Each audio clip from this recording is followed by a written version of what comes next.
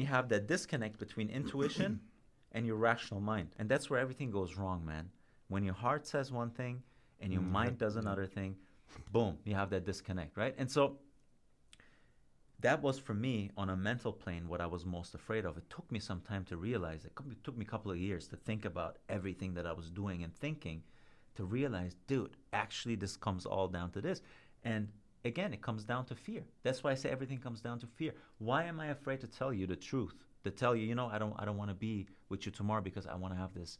And there's ways to say it. You don't have to say, Yeah, of bro, course. screw you, You could just say, I'm going through, I want to sit with myself. I want to read a book.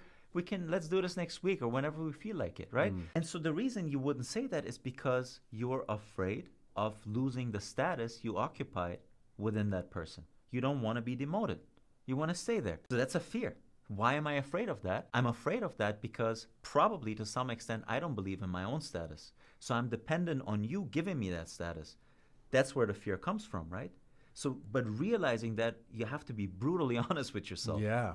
And you do that with everything in your life, day to day, day to day, day to day. And maybe you have to let go of 90% or 95% of who you thought you were.